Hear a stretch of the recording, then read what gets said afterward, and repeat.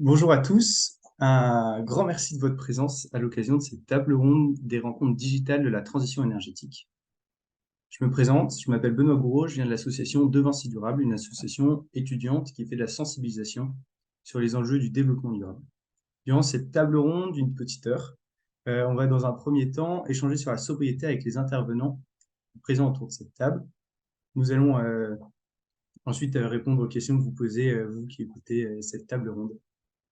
Mais d'abord, très brièvement, je vais redéfinir ce que c'est que la sobriété pour qu'on se parte tous sur les mêmes bases. Donc la sobriété, très simplement, c'est réduire son besoin pour réduire sa consommation. C'est savoir faire violence un petit peu pour limiter ses consommations. Par exemple, renoncer à une partie de son confort thermique en chauffant son bâtiment à 19 plutôt qu'à 21 degrés. Il ne faut pas le confondre avec l'efficacité qui est réduire sa consommation en l'adaptant à son besoin. L'effort serait donc plus porté sur la machine ou celui qui la conçoit plutôt que par son utilisateur. Par exemple, isoler son bâtiment afin de réduire ses factures de chauffage. Pour parler de ce sujet, nous avons réuni ici aujourd'hui quatre grands types d'acteurs concernés par ce sujet. L'État, qui va jouer le rôle d'incitateur, voire de régulateur. L'ADI qui représente les gros patrimoines immobiliers et donc premier concerné par les plans de sobriété. L'IDEX, un fournisseur de services de premier plan. Et Citron, une jeune entreprise qui développe des technologies dédiées à la sobriété énergétique des bâtiments. Madame, Messieurs, un tour de table de présentation en quelques mots. Margot, à vous l'honneur. Bonjour à tous et à toutes. Merci beaucoup pour cette invitation à cette table ronde. Je suis donc Margot Duvivier, chef de mission au plan bâtiment durable. Le plan bâtiment durable qui est une entité rattachée à la Direction générale de l'aménagement, du logement et de la nature du ministère de la Transition écologique, et dont le président est Philippe Pelletier, ancien directeur de l'UNPI notamment, puis de l'ANA pendant 10 ans. Vous pouvez continuer, Benjamin. Bonjour à toutes et à tous, je suis donc Benjamin Fremeau, je suis le président du groupe IDEX, qui est un groupe présent partout en France pour développer des infrastructures renouvelables locales de fourniture de chaleur notamment, et puis on a également une activité assez importante dans l'exploitation, la maintenance d'infrastructures bâtimentaires, et donc ce sujet nous préoccupe, on va dire, quotidiennement. Frédéric, à vous le tour. Bonjour, Frédéric Goupil de Gouillet, je suis le président de l'Association des directeurs immobiliers, l'ADI, qui regroupe depuis 25 ans les directeurs et responsables immobiliers des entreprises, des établissements publics français, qui compte à peu près 400 adhérents. Et par ailleurs, je suis aussi le directeur exécutif de SNCF Immobilier, la direction de l'immobilier de la SNCF. Et puisque vous êtes le dernier, Guillaume. Bonjour à tous, Guillaume Bach, moi je suis le directeur commercial et associé de Citron et donc nous sommes une PropTech qui avons pour ambition d'accélérer la transition énergétique et digitale des grands parcs immobiliers. Très bien, merci. Je vais commencer par vous, Margot. Quel est le rôle du plan bâtiment durable sur ce sujet de la sobriété énergétique? Est-ce que vous pouvez nous le présenter en quelques mots? Oui, bien sûr. Pour reprendre un peu le rôle général du plan bâtiment durable d'abord, notre rôle, c'est d'assurer un lien permanent entre la filière du bâtiment et de l'immobilier et l'administration. Et on existe depuis 15 ans et on assure une concertation permanente entre l'ensemble des parties prenantes pour faire avancer les sujets de transition énergétique et environnementale dans le bâtiment. C'est dans ce cadre et dans ce rôle d'animateur de concertation qu'on travaille sur la sobriété énergétique. On a donc été missionné par la ministre de la Transition énergétique, Agnès Pannier-Runacher, et l'ancien ministre délégué chargé de la ville et du logement, Olivier Klein, pour animer des groupes de travail relatifs au secteur tertiaire et au secteur résidentiel dans le cadre du plan de sobriété du gouvernement. Et notre rôle, c'est d'une part d'assurer l'implication des acteurs dans la durée et la mise en place des actions communes, et notamment de faire en sorte que les efforts qui ont été faits à l'hiver 2022-2023 en temps de crise ne s'essoufflent pas dans la durée, puisque aujourd'hui la sobriété, c'est l'un des 4 piliers stratégiques de la France pour atteindre la neutralité carbone en 2050. Et d'autre part, notre rôle dans ces groupes de travail, ça va être de suivre les mesures de sobriété dans le temps pour vérifier et mesurer l'impact des actions que l'on a sur ce sujet. Très bien. On lit que le premier plan de sobriété a été un grand succès, que le deuxième est paru. Est-ce que vous pouvez revenir rapidement sur l'objectif de ces plans et nous donner un peu une visibilité sur leur impact et les prochaines étapes envisagées? Oui, bien sûr. Le premier plan de sobriété, comme je disais, il a été mis en place juste avant l'hiver 2022-2023 dans une situation un peu particulière de crise énergétique, avec une crainte très forte de coupure pendant l'hiver. Et c'était un vrai risque. Et l'objectif de ce plan, c'était de mobiliser l'ensemble de la société, les citoyens comme le secteur économique, pour réduire nos consommations d'énergie, avec un objectif de 10% d'ici fin 2024. Ce contexte, le plan de sobriété et la campagne de communication qui a accompagné le plan de sobriété, qui s'appelait Chaque geste compte, ont permis de réduire considérablement nos émissions, comme vous le savez, d'environ 10% pendant l'hiver 2022-2023. L'acte 2 de ce plan est sorti en juin 2023. Et là, notre objectif, comme je disais tout à l'heure, c'est de passer non plus d'une sobriété de crise, mais passer à une sobriété structurelle, de faire en sorte que ces efforts de sobriété qui ont été faits ne soient pas seulement dus à une situation exceptionnelle, mais qui perdurent dans le temps, qui s'inscrivent dans les habitudes de tout un chacun. Et c'est tout l'enjeu aujourd'hui. On ne sait pas dans quelle mesure ces efforts de sobriété vont se maintenir dans le temps.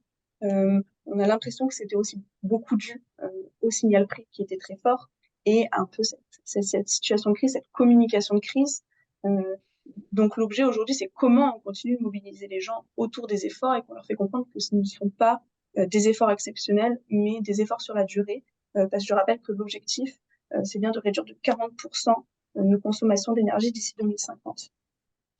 Et du coup, ce qui se passe aujourd'hui et ce qu'on continue de faire, ce qu'on envisage de faire dans le futur, côté tertiaire et résidentiel, donc là je parle uniquement de ce qu'anime le plan bâtiment durable, c'est d'une part d'essayer de mieux analyser les enjeux de sobriété dans ce secteur, analyser les freins et les leviers à la mise en place des actions de sobriété pour comprendre ce qui fonctionne, ce qui ne fonctionne pas, comment on fait, qu'est-ce qui a beaucoup d'impact ou peu d'impact, et d'autre part de maintenir la mobilisation des acteurs dans la durée. Nos travaux, on les mène avec l'ADEME et on a missionné l'IFPEP, donc l'Institut français pour la performance énergétique des bâtiments, et l'OID, l'Observatoire de l'immobilier durable, pour rédiger un rapport sur les freins et les leviers pour pérenniser et amplifier nos actions de sobriété. Le rapport consacré au tertiaire est déjà publié et disponible sur le site du plan bâtiment durable, et le rapport sur le résidentiel sera publié en novembre. Et sur la base de cette analyse dont je vous invite à prendre connaissance, on entreprend aujourd'hui une démarche de charte d'engagement volontaire. L'objectif, c'est de solliciter l'ensemble des acteurs privés et des fédérations de l'immobilier tertiaire à s'engager via ces chartes, à amplifier leurs actions de sobriété, à les suivre dans le temps et à nous faire un reporting chaque année et à venir partager leurs expériences avec l'ensemble des co-signataires. L'objectif, c'est bien que la mobilisation ne s'essouffle pas et on va organiser un événement officiel de signature le 18 octobre en présence de la ministre de la Transition énergétique. Et on invite encore tous les acteurs qui souhaitent rejoindre cette démarche, qui souhaitent venir en savoir plus sur les actions de sobriété, comment les mettre en œuvre et partager leur expérience, à signer cette charte. Merci. Très bien, merci beaucoup. Maintenant, Frédéric, vous êtes président de l'association de directeurs immobiliers et aussi directeur immobilier pour la SNCF. Est-ce que vous pouvez nous présenter en quelques mots l'ADI et sa mission? Mais bien sûr. Donc, comme je disais, l'Association des directeurs immobiliers regroupe depuis 25 ans directeurs et responsables immobiliers des entreprises et des établissements, qu'ils soient publics ou privés en France. Donc, on a à peu près 400 adhérents. Ça consolide environ 350 millions de mètres carrés, soit à peu près le tiers du parc immobilier des entreprises situées en France. Alors, au sein du secteur immobilier, l'ADI est l'association professionnelle qui représente la profession des directeurs immobiliers auprès des institutions, des médias et du grand public. Et donc, notre mission, et c'est d'être à la fois une plateforme d'échange et d'information des professionnels de l'immobilier, c'est de faire la promotion de ce métier de directeur immobilier qui a à peu près 30 ans, d'assurer la défense des intérêts immobiliers des entreprises, hein, c'est quand même la vocation principale, et pour ce faire, elle produit une base documentaire de savoir à destination de tous les professionnels de l'immobilier d'entreprise. Voilà rapidement la mission de l'ADI. Très bien, merci. Et donc, vous représentez les grands utilisateurs de bureaux et les gestionnaires de grands patrimoines directement concernés par ce plan de sobriété. Comment est-ce que ces entreprises perçoivent ce sujet? Est-ce qu'elles sont motrices ou voient vraiment ce plan comme un, des contraintes supplémentaires qui se rajoutent les unes après les autres? Alors, tout d'abord, vous avez dit les utilisateurs de bureaux. Il n'y a pas que des bureaux. L'immobilier d'entreprise se limite pas à l'immobilier de bureau. C'est la grande majorité de l'immobilier d'entreprise est un immobilier de production. Et la sobriété énergétique est très, très significative dans ce type d'immobilier. Margot, tout à l'heure, parlait du tertiaire et du résidentiel. Dans le tertiaire, il y a, je l'ai dit, plus d'un milliard de mètres carrés en France, hein. Et l'essentiel, c'est de l'immobilier tertiaire et industriel. Et ce sont des bâtiments qui sont très, très énergivores. Pour la SNCF, c'est l'essentiel du parc, hein. Je suis aussi directeur exécutif au sein des SNCF Immobilier. Et donc, sur les 8 millions de mètres carrés de la SNCF, il y en a plus de 7 qui sont industriels et pas de bureaux. Et donc, pour répondre très clairement à votre question, si au début, je ne vais pas vous dire que les entreprises voyaient peut-être comme une contrainte avant la crise énergétique le décret tertiaire, même si on y a participé, même si l'ADI a participé à sa rédaction à travers les ateliers, je dois vous dire que la crise énergétique a remis l'énergie au centre du village, comme l'église, et que là maintenant la sensibilité est très très importante. Je vais dire que la conscience a été rejointe par le portefeuille et que les plans de sobriété deviennent des guides pour chasser par tous les moyens les gaspillages énergétiques, puisque la facture énergétique devient très très importante. Donc en plus de la conscience qui est la nôtre, comme tout citoyen, de lutter contre tous les gaspillages énergétiques, quels qu'ils soient, le fait que l'énergie ait retrouvé, je dirais, un prix acceptable pour la société, c'est-à-dire un prix élevé. C'est une ressource rare, l'énergie. Maintenant, voilà, ça devient un élément majeur dans les plans de sobriété des entreprises et ça devient le cœur des préoccupations, non seulement des directeurs immobiliers, mais je dirais des directeurs généraux. D'accord, merci. Est-ce que vous pourriez nous expliquer comment vos membres s'adaptent aux objectifs proposés par le ministère et quelles sont les actions massivement adoptées?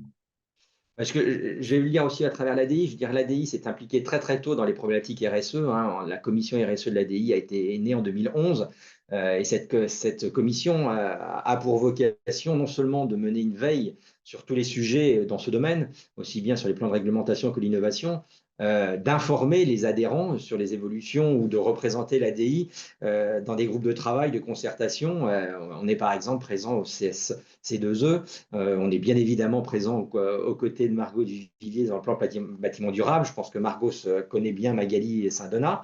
Voilà. Et au fil des années et au travers de ces différents groupes de travail, l'ADI a eu à cœur, hein, je veux dire, d'injecter un maximum de pragmatisme dans les textes pour être efficace et pour être au plus près des entreprises. Donc, dans cette logique, depuis 2011, l'ADI a notamment été et est toujours très impliquée dans la construction et les évolutions du fameux décret tertiaire dont on parle. Et auprès des différents membres, l'ADI produit des guides thématiques. Et c'est là où on voit quelles sont les démarches qu'on peut avoir. Alors, je pense que on va en parler tous autour de cette table ronde.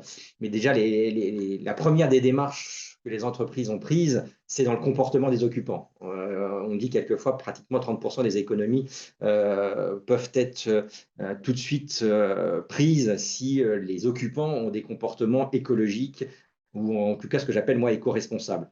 Alors voilà, on en parlera tout à l'heure, ça va dans les mises en place de consignes et autres éléments qui peuvent rapporter rapidement des effets. Après, c'est dans l'exploitation des bâtiments. C'est vrai que là, je pense que à la fois Benjamin et Guillaume vont en parler. Hein. Donc, dans l'exploitation de l'immeuble, il y a plein d'éléments qui vont de la programmation à des capteurs ou des travaux techniques, voilà, des GTB qui ont dormi pendant des années dans les immeubles et qu'on peut réactiver assez rapidement. Ça évitera d'avoir mis des GTB pour rien. Et puis après, bien évidemment, il y a les travaux d'économie d'énergie qu'on peut lancer et qui sont des opérations sur du plus long terme. Voilà toutes les opérations, en tout cas.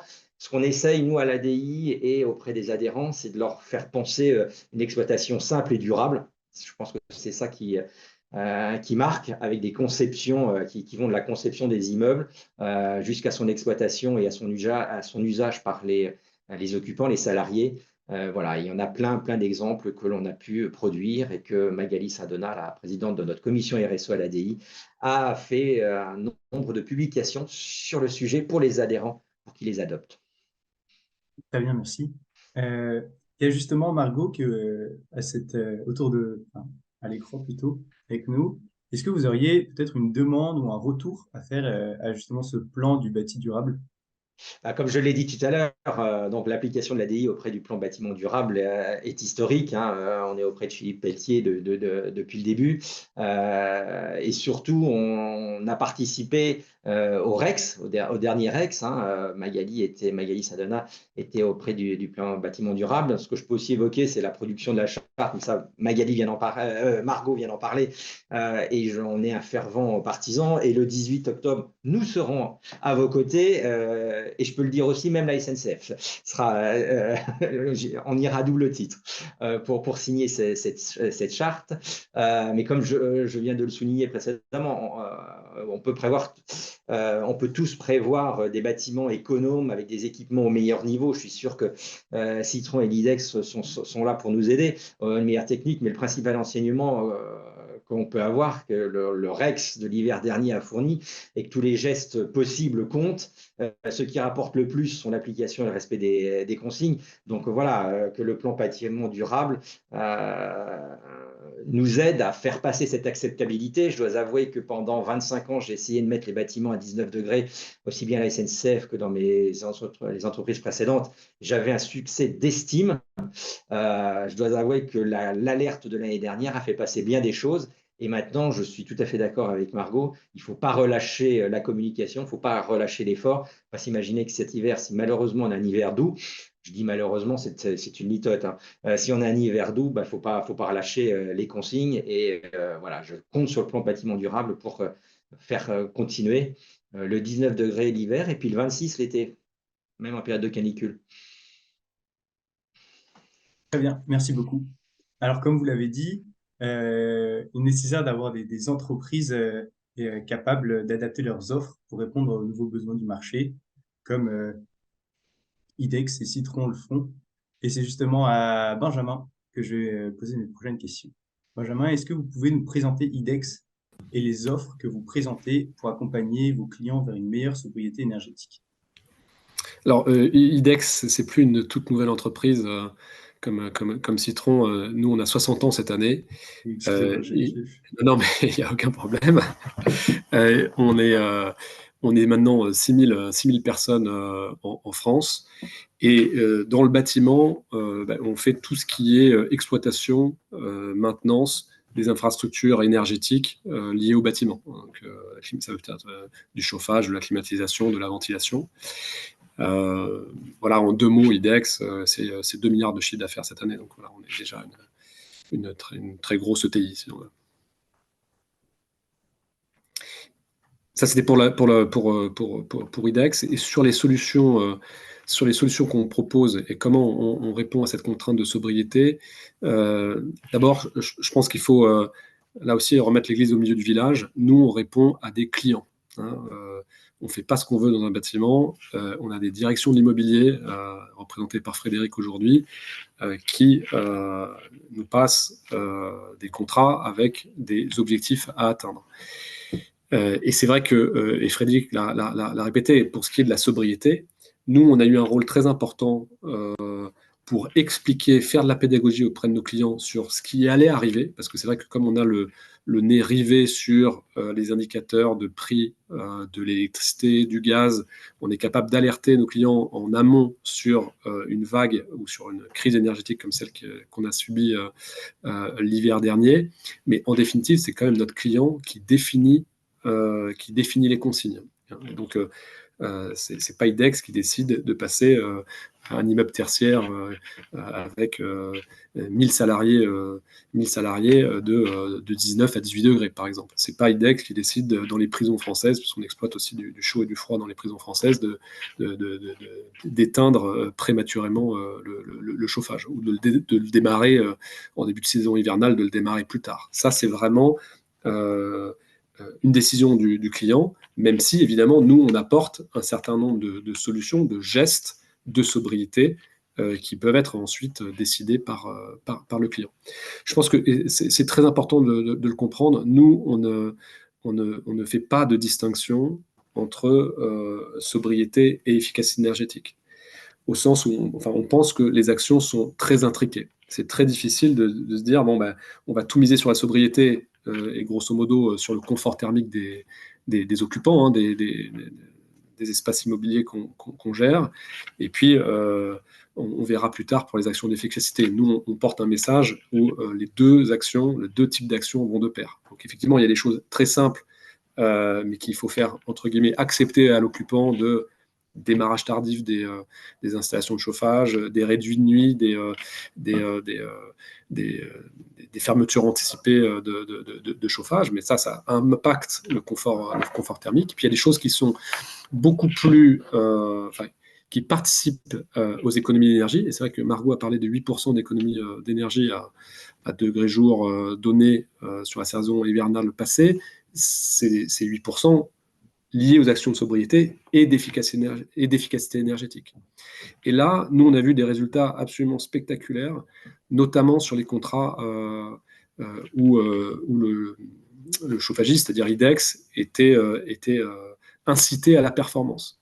C'est clair que lorsqu'on utilise un chauffagiste uniquement pour maintenir, on va dire, pour les opérations de sécurité, on va dire, des installations bâtimentaires, on peut avoir un certain résultat. Lorsqu'il y a un incentive à faire de la performance, là, on peut avoir des résultats beaucoup plus importants.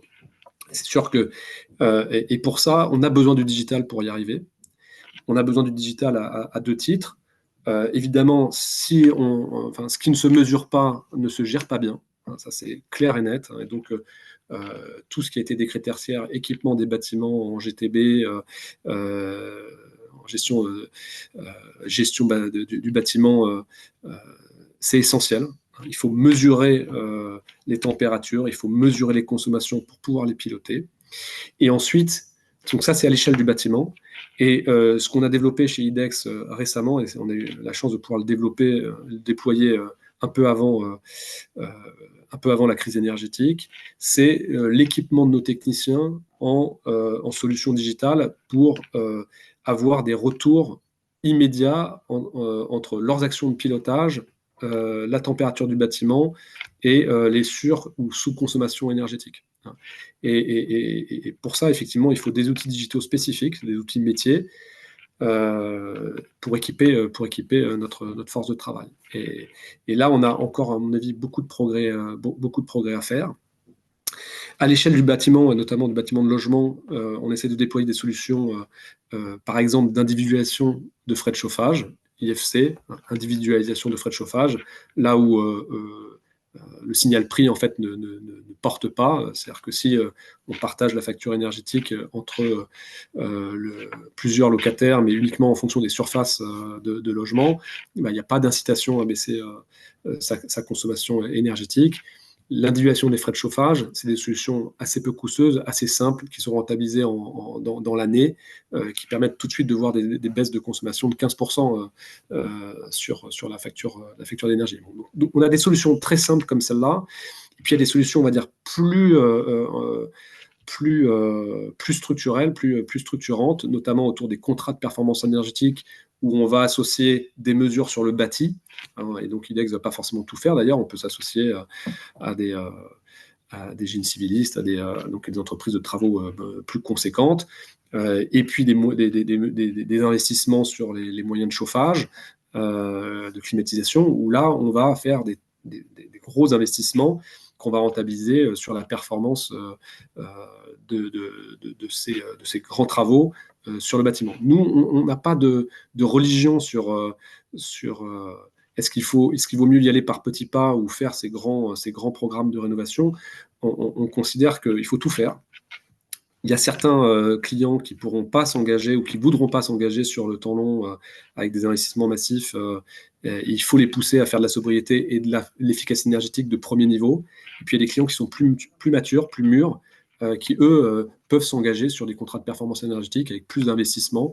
C'est d'investissement qui peut être porté par IDEX, évidemment, et sur lequel le contrat va se rentabiliser sur un temps plus long. Voilà, en résumé, le portefeuille de solutions qu'on offre. Très bien, merci beaucoup. Maintenant, Guillaume, de la même manière, est-ce que vous pouvez présenter Citron et les offres dédiées à la sobriété énergétique des bâtiments? Donc effectivement, comme Benjamin l'a dit, nous, on est un peu plus jeune, mais on se sent moins jeune déjà, on a 12 ans maintenant, donc dans notre domaine, c'est déjà un petit bout de chemin quand même. Et du coup, je peux retracer un petit peu notre ADN, parce que notre ADN chez Citron, c'est justement de travailler ces sujets de sobriété et d'efficacité. Je rejoins ce que dit Benjamin, on ne peut pas opposer les deux actions, c'est des choses qui se mènent de pair, évidemment. Mais l'histoire de Citron, qui a commencé en 2011, c'était de faire des audits instrumentés pour identifier les consos par zone et par usage, pour justement détecter à la fois les gaspillages énergétiques, donc là, des sujets de sobriété pure, et à la fois des sujets où on pouvait remettre en cause l'efficacité effectivement énergétique et sécuriser aussi des temps de retour avec des investissements maîtrisés par le biais d'une situation de référence qui était avérée et mesurée. Donc on a toujours eu cette conviction que le sujet de la mesure, et on en a parlé avant, Margot l'a dit, et Frédéric aussi, qu'il fallait mesurer les gains qu'on allait faire. C'est essentiel aussi pour objectiver les parties prenantes, pour donner du sens d'ailleurs aux parties et aussi aux usagers. On pourra en parler longuement sur comment sensibiliser l'usager. Et ce qu'on note, c'est que on a vu par le plan de sobriété qu'on pouvait faire des gains significatifs. On a toujours su qu'il y avait une manne importante, mais on a toujours eu du mal à savoir quelle était cette manne. Et je ne suis pas sûr aujourd'hui encore qu'on sache exactement jusqu'où on peut aller à travers ce sujet, et on pourrait ouvrir plein de pistes. Mais sur ce sujet-là, donc chez Citron, on a commencé par l'audit, et puis on a très vite eu des clients d'importance qui nous ont fait part de leurs problématiques. C'est j'ai un grand parc immobilier, et je dois faire un schéma directeur à la maille de centaines, milliers de bâtiments. Donc auditer tout le parc, ça va être un peu complexe. Et c'est là où on a développé du coup nos solutions digitales pour permettre dans un premier temps de cartographier les consommations, d'identifier les gisements d'économie potentiels, de voir les sites les plus énergivores avec des ratios assez simples, pour prioriser finalement les actions et faire des schémas directeurs plus adaptés. Donc notre solution aujourd'hui, elle a évolué. On n'est plus sur la cartographie des consommations sur la base uniquement de la facture et de la distribution. On vient aussi chercher des choses plus fines. On a parlé de sous-comptage avec Benjamin, mais il y a aussi les automates, il y a aussi les GTB, il y a tous ces sujets qui permettent d'optimiser le pilotage pour s'assurer finalement que le bâtiment est correctement piloté. Et pour ça, chez Citron, on s'appuie sur deux piliers. La solution digitale, qui permet de mesurer, et qui permet d'objectiver la situation et de s'alerter lorsqu'on a un scénario qui n'est pas conforme à ce qu'on avait attendu lors de la conception du bâtiment ou dans le cadre de son exploitation. Ça, c'est un point important. Et les hommes, parce que la plateforme n'est qu'un outil, finalement, un outil qui permet d'automatiser des tâches chronophages et à faible valeur ajoutée, mais il n'a de sens que si elle est exploitée par des humains derrière pour mettre en œuvre de manière pragmatique cette transition énergétique.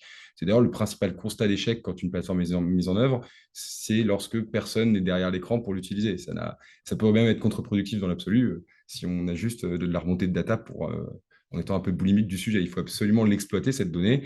On estime qu'une donnée énergétique bien exploitée permet de faire des gains jusqu'à 10 fois supérieurs, mais on estime aussi que seuls 10% des objets sont réellement exploités. Donc, quand on fait le rapport des deux, on peut s'interroger à date sur la maturité et où est-ce qu'on en est sur le sujet. Donc, voilà, nous, la sobriété et l'efficacité aussi du reste, c'est un sujet essentiel chez nous. Et l'accompagnement humain est au cœur de nos offres. Il y a du service associé par le biais de nos propres énergie managers, mais aussi ceux de nos clients et aussi tous les partenaires qui vont utiliser notre outil dans le cadre de leurs opérations, les contrats de performance énergétique par exemple, mais pas que. Très bien, merci beaucoup.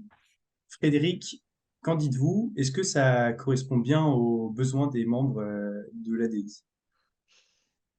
Oui, tout à fait. Enfin, je suis content de voir que tous les préceptes du lean management sont maintenant au service de l'énergie qui a pu pendant des années être le parent pauvre au sein des entreprises puisque c'est l'énergie était pas chère pour le faire. Donc oui, enfin en tout cas les exemples vont très très bien avec, je dirais, les trois grandes étapes qui sont importantes pour nous au sein des entreprises et au sein des membres de l'ADI. La première, vous l'avez tous dit, on l'a tous dit, c'est mesurer. Parce qu'un des préceptes du lean management, c'est ne s'améliore que ce qui se mesure. Et donc là, évidemment, les offres d'IDEX et de Citron sont très importantes pour nous, puisqu'il est très, très difficile, surtout pour des gros exploitants comme la SNCF, comme EDF, comme Orange, ouais, et j'en passe, Renault. On a des parcs très très importants avec souvent des compteurs pour de multiples usages à l'entrée de sites énormes. Et donc, c'est là tous les éléments qui peuvent nous permettre de capter, de mesurer, de compter l'usage de l'énergie est très très très important. Et voilà, Guillaume et Benjamin l'ont dit. Donc, tout ce que l'on peut mesurer pour après embarquer les collaborateurs, embarquer les salariés, embarquer les exploitants avec nous. C'est la partie, je dirais, à partir du moment où on a mesuré, c'est la partie là, excessivement importante puisque c'est là où vont se faire les gains. Voilà, vous prenez un bâtiment d'activité quand les salariés laissent les portes sectionnelles ouvertes, quand il n'y a personne pour surveiller. Tout à l'heure, Guillaume le disait, si on a une super GTB, il n'y a personne derrière l'écran, ça sert à quoi? Voilà. Donc ça, c'est excessivement important et on compte sur des entreprises comme IDEX ou comme Citron pour former nos collaborateurs, les sensibiliser à ce genre de gestes. Et voilà, et donc là, on est toujours dans le geste économe et on est toujours dans le lean management. Et puis, évidemment, il faut pouvoir après embarquer des entreprises comme Citron ou IDEX quand on va concevoir les bâtiments ou quand on va les adapter, les améliorer au cours du temps. Donc, toutes ces offres de services sont, oui, hautement importantes pour les entreprises pour non seulement être éco-responsables au regard de la nation, de la société, mais surtout au regard de la facture qui se présente derrière. Très bien, merci beaucoup. Maintenant, une nouvelle question pour Benjamin. Est-ce qu'il est pertinent d'adresser à un secteur en particulier dans un premier temps pour qui les victoires seraient plus rapides, plus sensibles ou présentant des grandes opportunités? Non, nous on pense que tous les secteurs du bâtiment doivent être visés.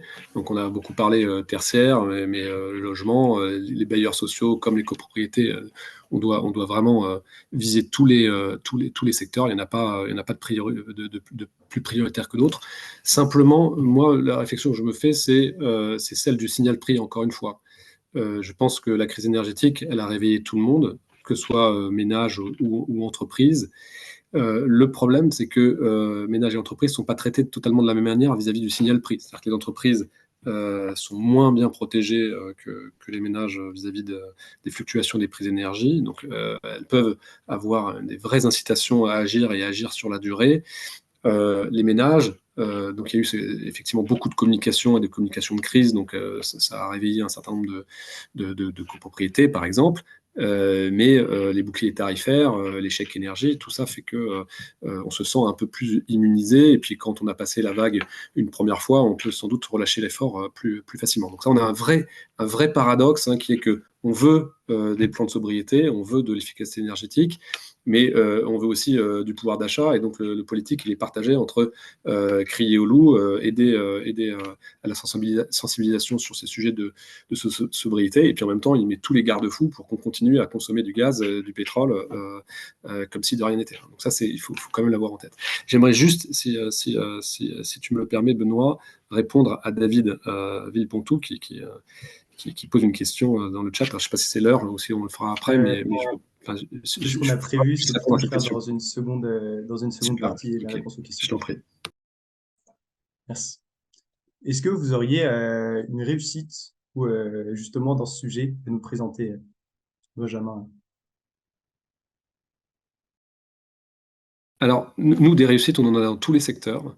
Et effectivement, je décrivais des cas tout à l'heure sur l'individualisation de frais de chauffage, où immédiatement après l'installation de nos sondes de température, on constate tout de suite des baisses de consommation de 10 à 15%. On a un nombre innombrable de contrats de performance énergétique.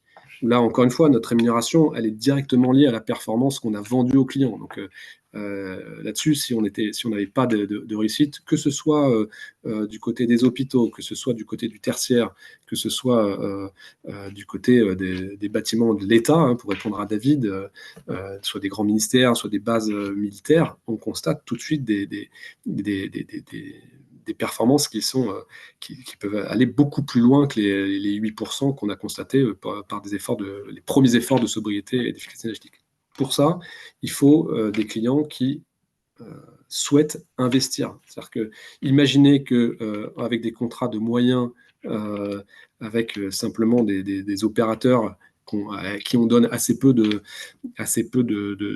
directives, et encore une fois, à qui on ne permet pas d'investir, qu'on va faire des miracles, ça ne marche jamais comme ça. En revanche, si on a des clients qui ont une vision de leur patrimoine et qui sont prêts à investir, y compris avec l'argent d'IDEX, hein, d'une certaine manière, là, on peut faire des choses qui sont absolument extraordinaires, avec des réductions qui peuvent aller de 60 à 80% d'économie d'énergie, si on va jusqu'à des solutions de type géothermie ou autre, quoi.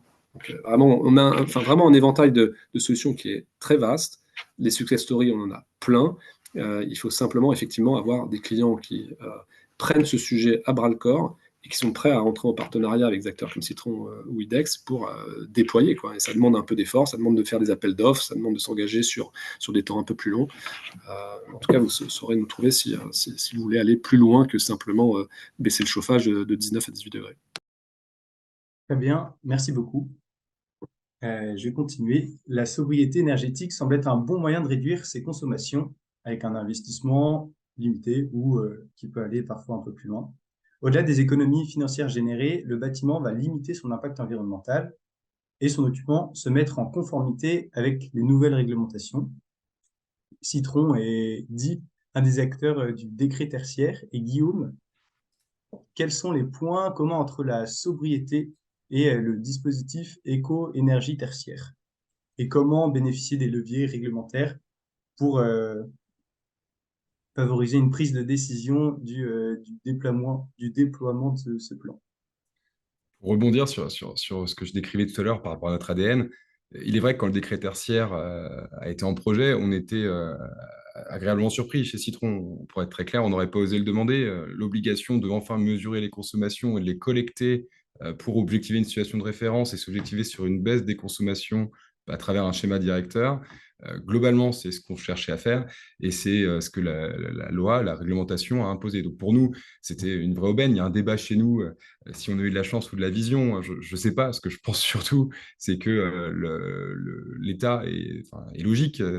Ça part d'une directive européenne et qu'il fallait effectivement objectiver les acteurs sur une baisse des consommations. On est les premiers en Europe, c'est suivi d'ailleurs. L'Europe vient d'annoncer que le décret tertiaire est un exemple à suivre et que ça allait certainement être déployé ailleurs en Europe. Effectivement, ce décret tertiaire, c'est quelque chose d'important pour entamer la démarche. Alors, je suis d'accord, hein, le signal prix vient appuyer la démarche, évidemment, hein, Benjamin l'a dit, mais effectivement, sur cette première étape des 40% qui peuvent paraître importants et faire peur même, si on se dit les choses, on se rend compte que la sobriété, elle a une vraie place, et l'efficacité ensuite, pour atteindre ces premiers 40%. Faire 40% à travers la sobriété, c'est certes très ambitieux, mais par contre, on peut faire une partie non négligeable de la marche à travers de la mesure, de la sensibilisation, une politique de sobriété affichée et soutenue au sein des entreprises et des investissements dans l'efficacité énergétique pour permettre justement d'atteindre ces ambitions. Voilà, nous, clairement, sur ce sujet réglementaire, on essaie de le transformer en une opportunité pour nos clients. Avec la hausse de l'énergie et cette contrainte, finalement, les ROI sont intéressants. Aujourd'hui, on voit qu'en investissant 1 à 5% de son budget énergétique dans des solutions liées à la sobriété, on peut espérer un gain qui va de 10 à 20%, j'ai envie de dire. Je laisse un grand râteau. Ça dépend d'où on part, ça dépend de l'énergie que sont prêts à mettre les clients. Mais globalement, on a des cas concrets où il y a eu des gains significatifs sur cette thématique de la sobriété, qui rend encore plus efficient d'ailleurs les décisions liées à l'efficacité, au dimensionnement des systèmes par la suite. Donc voilà ce qu'on peut dire nous sur ce sujet. Très bien, merci beaucoup. Est-ce que vous pourriez nous parler des principaux freins rencontrés par vos clients vis-à-vis de la mise en place de ce type de projet? D'abord, j'ai envie de dire qu'il y a moins de freins. Ça, c'est un point qu'il faut quand même qu'on se dise, parce que de par l'aspect réglementaire, qui devient une opportunité, de par le coût de l'énergie et le placement des ROI, il y a quand même moins de freins. C'est plus facile aujourd'hui de sensibiliser les directeurs immobiliers, qu'ils sont du reste, mais du moins de passer à l'acte et de convaincre les directions, puis les occupants. Je pense d'ailleurs que la frontière entre la vie personnelle et la vie en entreprise, c'est un peu réduite. Avant, il y avait un peu cette logique de on fait attention à la maison, on fait un peu moins dans l'entreprise. Quand on voit que l'énergie maintenant prend une part importante des budgets des entreprises et peuvent être des facteurs très influents sur la rentabilité de ces dernières, on sent que les salariés sont plus enclins à prendre part. Et puis, je pense qu'il y a une prise de conscience qui est plus générale autour des enjeux climatiques. Il y a une notion de responsabilité. Et on l'a vu à travers le plan de sobriété, parce que finalement, le plan de sobriété, c'était aussi un appel à une forme de solidarité face à une problématique qui arrivait. Donc, je pense que ça, c'est un point important. Il y a quelques freins quand même, c'est chez la sobriété, c'est d'avoir les ressources chez nos clients. Les clients ne sont pas encore tous structurés pour pouvoir mettre en œuvre la sobriété chez eux. Alors, ils peuvent avoir recours à des entreprises comme les nôtres, mais qu'on soit clair, on ne peut pas complètement externaliser ce sujet-là. On peut être bien accompagné, mais il faut avoir quand même des ressources en interne pour mettre en œuvre. Nous, on est experts de la data et de l'énergie, mais ceux qui connaissent le mieux leur patrimoine et qui sont capables d'insuffler en interne une dynamique, ça reste les clients. Et on a besoin du coup de ça. Et puis, c'est peut-être moins vrai, mais avant, il y avait aussi une volonté parfois de certains acteurs de d'abord aller sur des choses plus visibles que la sobriété. C'est peut-être ce qui n'est pas simple. C'est que de mettre des panneaux solaires sur un bâtiment, c'est un peu plus visible que d'aller baisser les consommations en termes d'image. Et on sait qu'aujourd'hui, l'image de marque, la marque employeur, dans un marché de l'emploi qui a bougé, devient important. Et le respect de l'environnement fait partie des arguments pour recruter. Bon, il y a aussi de rappeler que au-delà de ces investissements qui sont nécessaires et intéressants, il faut aussi se concentrer sur la baisse du besoin, qui aura un impact sur le dimensionnement d'ailleurs de ces solutions qu'on mettra par la suite. Donc voilà, on a plein de références sur le sujet, mais chaque projet est individuel, c'est un peu ce qu'a insinué Benjamin. On n'a pas une solution étagère, il faut s'adapter à chaque schéma directeur immobilier des clients, à chaque ambition et à chaque capacité qu'ils ont aussi pour sensibiliser au sein de leur entreprise, pour déployer un projet le plus efficient possible, compte tenu de tout ça. Très bien, merci beaucoup.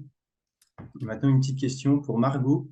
Est-ce que ces initiatives, elles répondent réellement ou en profondeur à l'appel initial du ministère? Oui, totalement. On a vu avec l'appel du ministère une très forte mobilisation des acteurs. Et je rebondis sur ce que disait Frédéric, l'ADI et à ses côtés la FEI, la Fédération des entreprises immobilières, se sont beaucoup engagés à nos côtés, ont piloté des groupes de travail dans le cadre des travaux du plan bâtiment durable pour nous aider à communiquer auprès de leurs adhérents, mais aussi plus largement sur les réseaux, sur les actions de sobriété à mettre en place. Donc, on a eu une très forte mobilisation qui a beaucoup aidé. J'aimerais aussi rebondir sur une remarque qui avait été faite tout à l'heure, je ne sais plus par qui, sur la différence entre résidentiel et tertiaire. C'est vrai qu'on a besoin de la mobilisation de tout le monde, mais les enjeux sont différents. Dans le gros tertiaire, notamment, on a une capacité de mobilisation qui est plus forte, une structuration qui permet justement de mettre en place à grande échelle des plans de sobriété. Dans le résidentiel, on va s'adresser à des occupants de logement.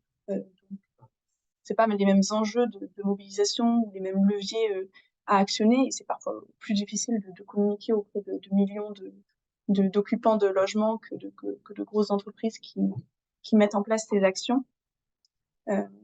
Également aussi le fait que la question sobriété a été prise en compte, tout le monde était d'accord ici, de pair avec la notion d'efficacité énergétique. Il ne faut pas opposer les deux.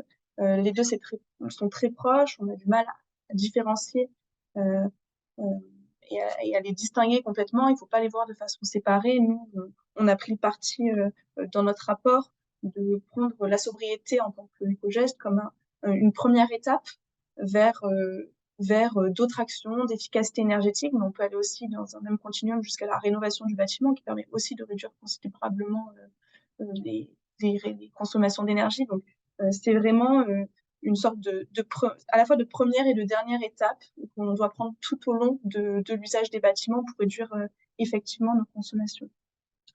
Et enfin, les problématiques qui ont été soulevées sont celles qu'on a bien en tête et analysées dans notre rapport. Par exemple, je reviendrai sur l'acceptabilité des 19 degrés.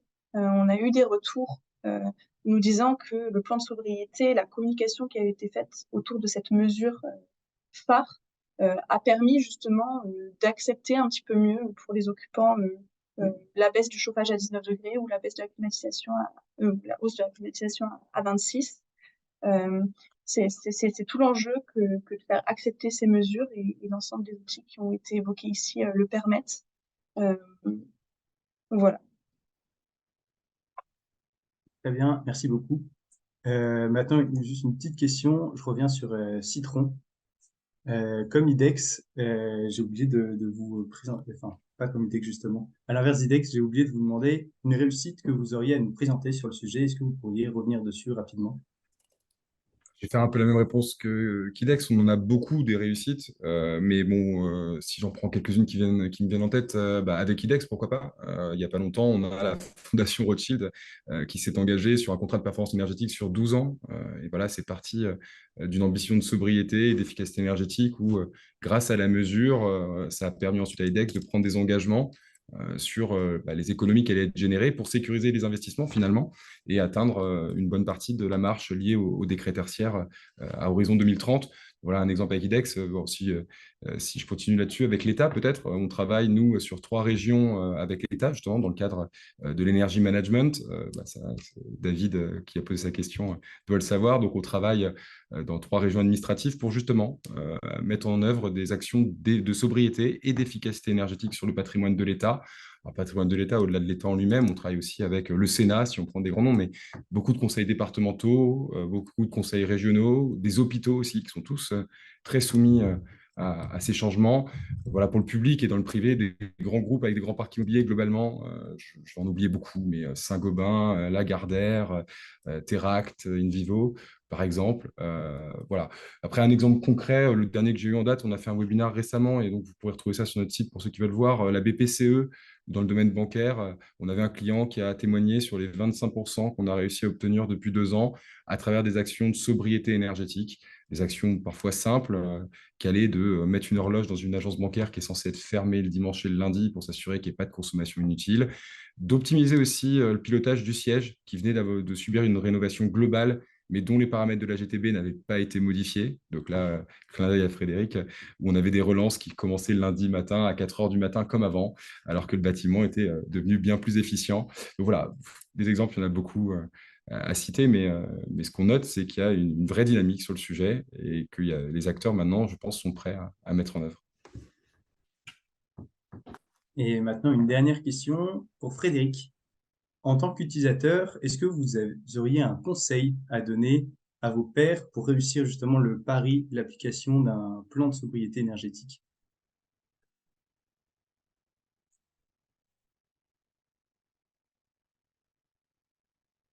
Je crois que votre micro est éteint. Vous avez tout à fait raison. Voilà. Donc, je dirais le premier des conseils pour moi, c'est pour l'ensemble des utilisateurs, c'est déjà de bien se connaître.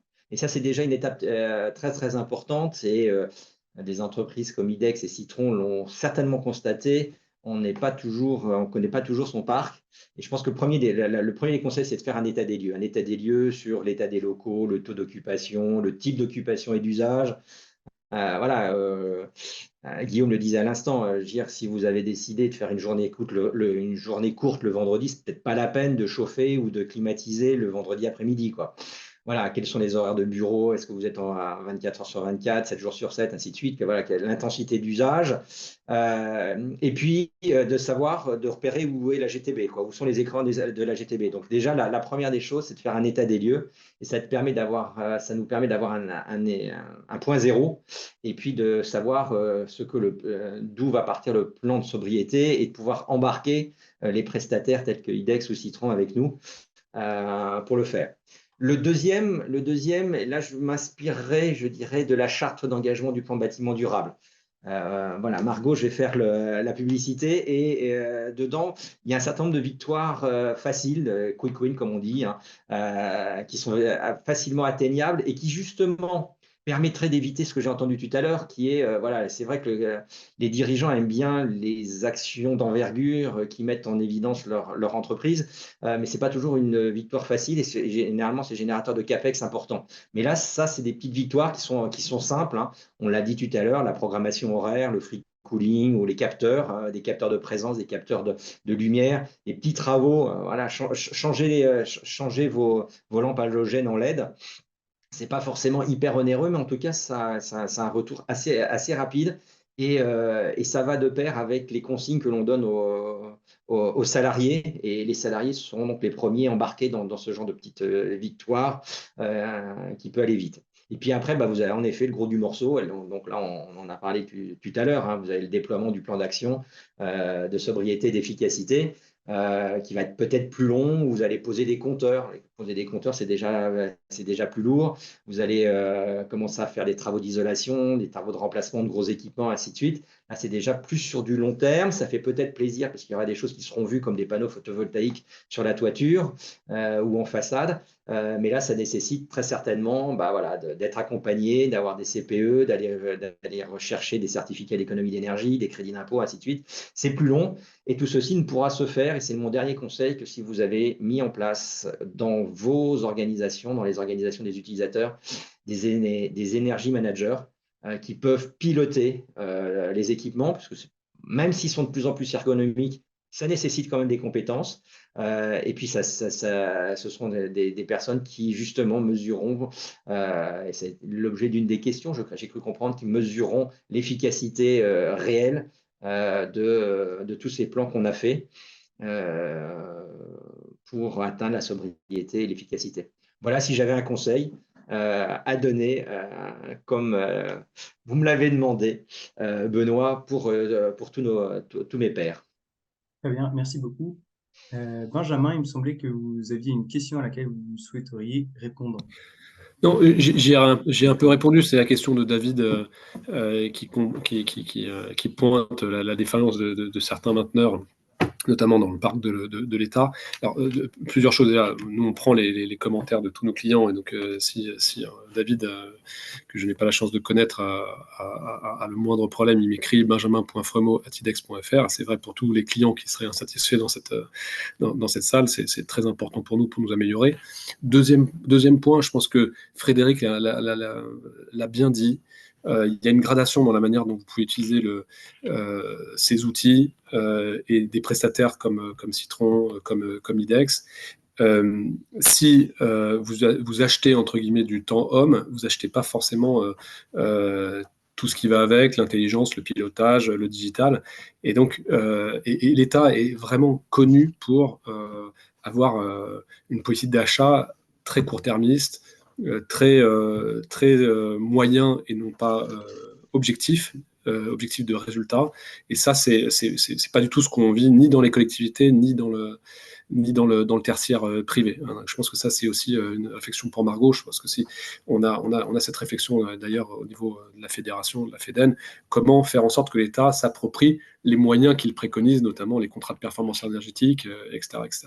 Voilà. Et peut-être pour un dernier mot de conclusion, je pense que de la même façon que je disais qu'on ne peut pas dissocier sobriété et efficacité, ne dissocions pas les moyens digitaux des moyens humains. Encore une fois, si vous voulez, ça a été dit par Guillaume, ça a été dit par Frédéric, si vous voulez faire de la sobriété, si vous voulez faire de l'efficacité énergétique, le digital seul, c'est bien, mais ça suffira pas. Il faut des hommes derrière les machines et il faut des hommes derrière, derrière les infrastructures énergétiques que vous souhaitez piloter, sans quoi vous pouvez avoir des lumières rouges et vertes qui clignotent dans tous les sens. S'il n'y a pas d'action corrective de fait, s'il n'y a pas de pilotage effectif, il ne se passera rien. Très bien, merci beaucoup.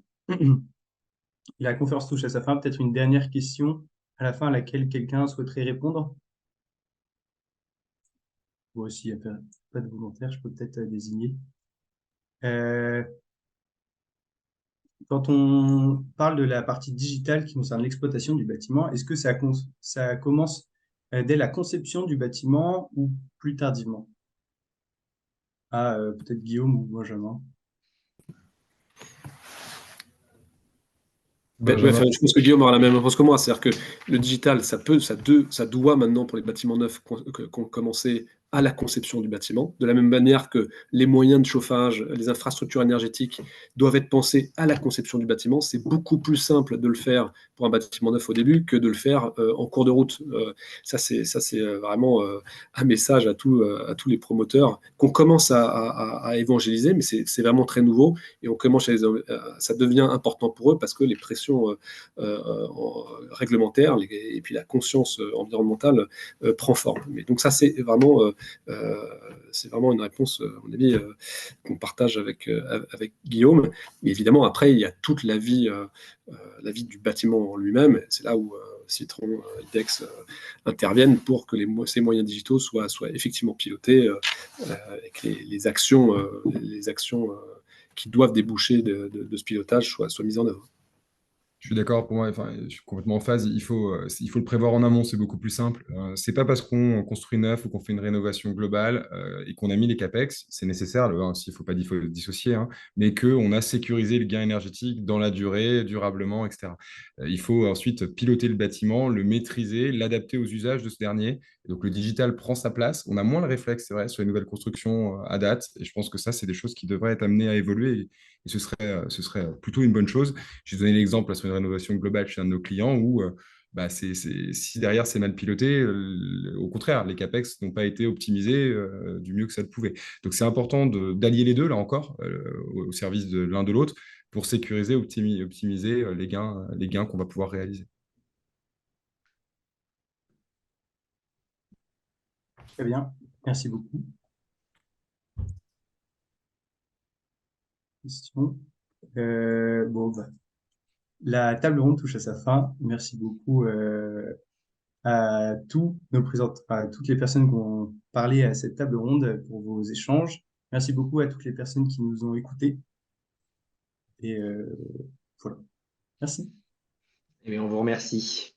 Merci à tous. Merci Merci beaucoup. à tous.